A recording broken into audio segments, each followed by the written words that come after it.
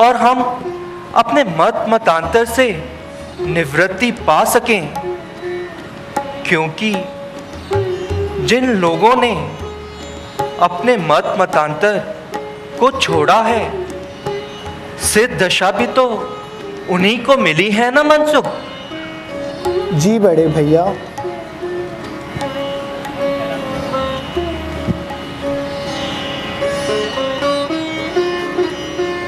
सद्गुरु की खोज में कई कई किताबें छान ली, मगर सत्य धर्म की प्राप्ति ना हुई।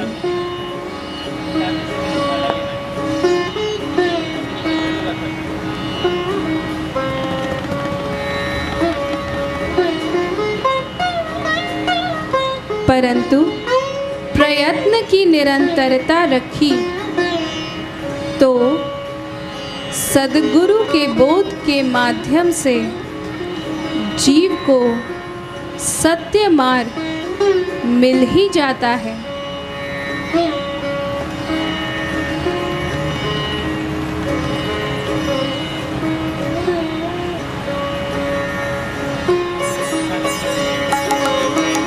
और वह आत्मज्ञान के मार्ग पर अग्रसर हो जाता है।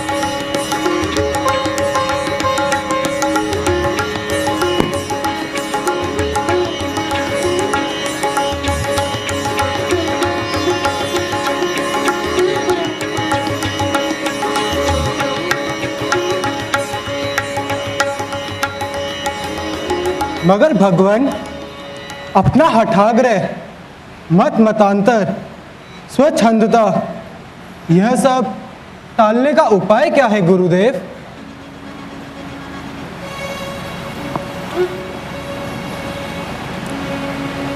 अंबालाल, अपना मताग्रह, हठाग्रह, स्वच्छंदता आदि दूर करने में केवल सद्गुरु ही समर्थ हैं। सद्गुरु की कृपा छाया में रह के ही हम अपने इन दोषों को दूर कर सकते हैं। ये दोष हमारे आंतरिक शत्रु हैं।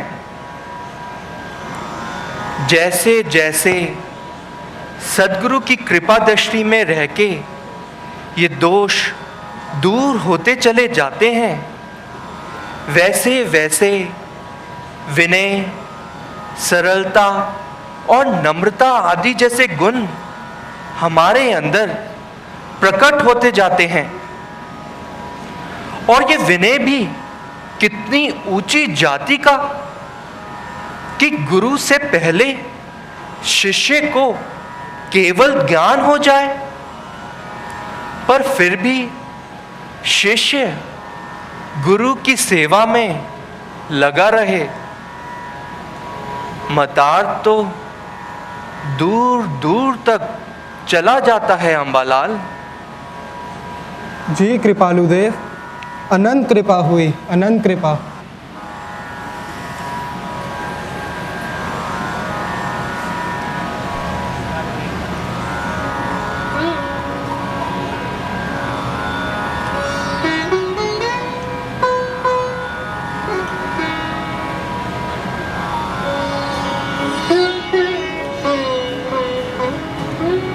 मतार्थी जीव को यदि आत्मस्वरूप का परिचय करवाया जाए और आत्मार्थी सद्गुरु के पास ले जाए, तो मतार्थी भी आत्मार्थी बन जाता है।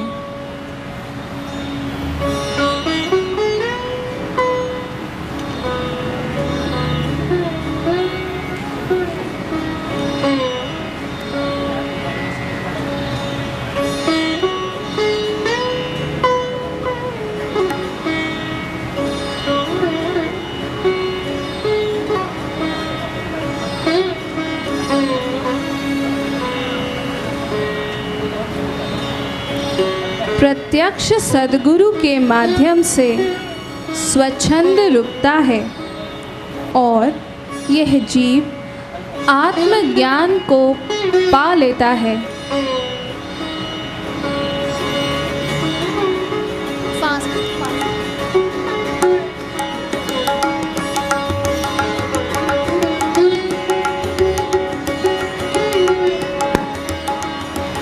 गुरुदेव, मतार्थी जीव के क्या लक्षण होते हैं, यह समझाने की कृपा करें। हे परम मित्र, मतार्थी जीव को कभी भी आत्मा का लक्ष्य नहीं होता। बाह्य वस्तुओं का त्याग करने वाले गुरुओं को ही पूजा जाता है और पूर्व से चले आ रहे गुरुओं को मान्यता दी जाती है। साधु संतों को भी भले ही आत्मज्ञान ना हो, पर फिर भी पूजा जाता है और ऐसा कर वो अभिमान करते हैं और महामोहनीय कर्म का बंध बांध लेते हैं। डूंगरशी, इनके शब्दों में तो भले ही निश्चयकारी भाषा होती है, पर फिर भी ये आत्मज्ञानी नहीं होते। मतार्थी जीव का कषाय भाव भी, जैसे क्रोध, मान, माया, लोभ भी शांत नहीं होते और इनका भव भ्रमण बढ़ता ही चला जाता है। आत्मार्थी जीव का संग भी केवल राग का कारण होता है भाई। जी गुरुदेव।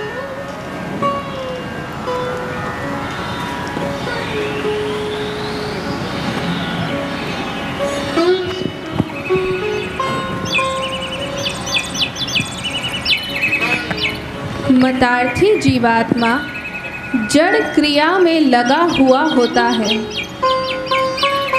वह जड़ पूजा, पीपल आदि की पूजा को ही धर्म मानता है। उसको आत्मज्ञान नहीं होता।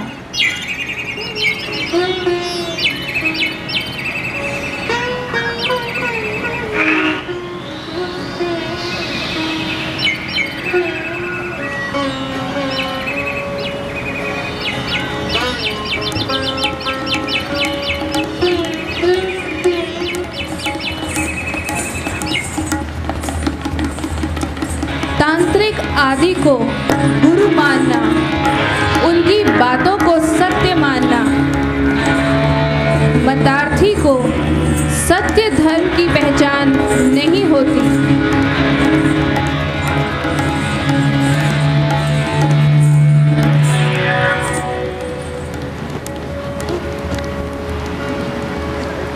हे महात्मन, आपने मतार्थी जीव के लक्षण तो बहुत अच्छे से समझाए।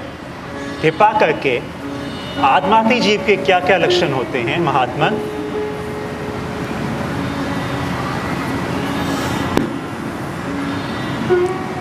मुनिवर,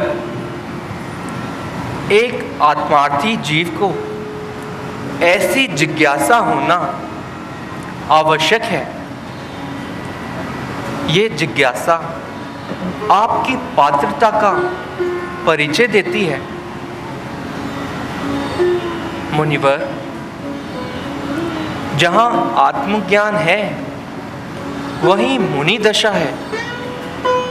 फिर चाहे वो दीक्षित हो या ना हो, एक आत्मज्ञानी साधक ही सच्चा सद्गुरु भगवान हो सकता है, और जो आत्मज्ञानी नहीं वो कभी भी सद्गुरु भगवान नहीं हो सकता। आत्मज्ञान के बिना तो बाकी सब कुलगुरु की मान्यता है। एक आत्मार्थी व्यक्ति को सद्गुरु के मिलते ही वे तीनों योग से उनकी सेवा में आते हैं और दूसरों के प्रति मन में दया भाव होता है। जब तक ऐसे लक्षण ना आए तब तक जीव आत्मार्थी नहीं कहलाता, और जैसे ही ये सारे लक्षण आ जाते हैं तो सद्गुरु का समझाया बोध भी समझ आने लगता है। फिर चिंतन, मनन और विचारना के माध्यम से सत्य समझ में आता है और आत्मज्ञान भी प्रकट हो जाता है। ऐसे होते हैं आत्मार्थी जीव मुनिवर। कृपा मुनिवर।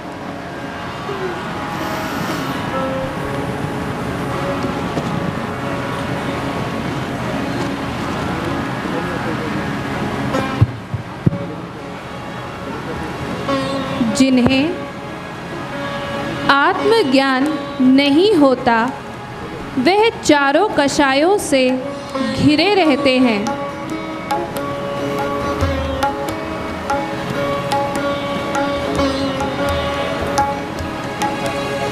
अपने सौंदर्य का मान करते हैं।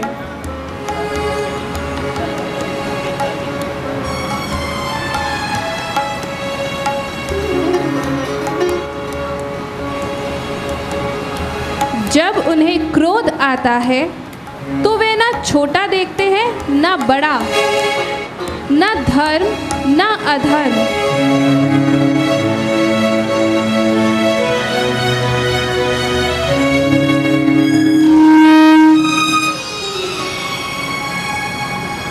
अहंकार से भरे भरे रहते हैं। फोन पर लंबी लंबी गपशप करना, मायाचारी, चुगलखोरी, बस इन्हीं सब में लगे रहते हैं।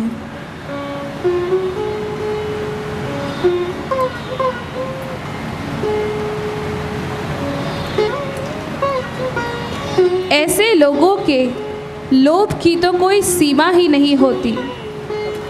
चाहते हैं मानो सारे संसार की वस्तुओं को अपने पास एकत्रित कर लें।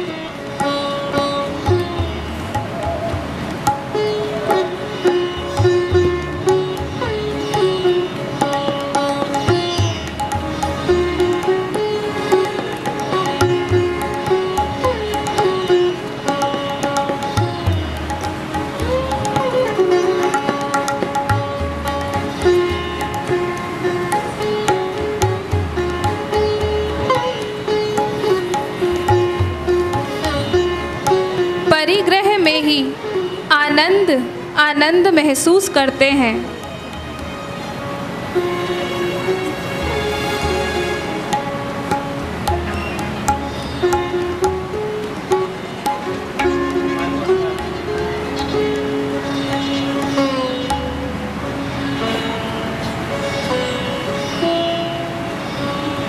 उसी जीव को जब सत्य धर्म मिलता है तब वही जीव पलटा खा जाता है। क्षमा, दान, सत्य धर्म और संतोष के सत्पथ की ओर अग्रसर हो जाता है।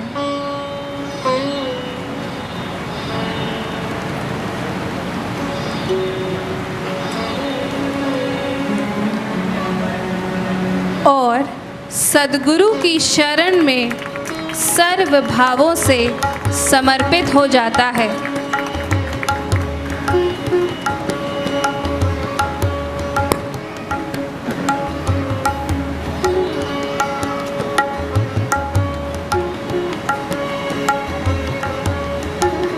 उस जीव को सांसारिक वस्तुओं से मोह खत्म हो जाता है।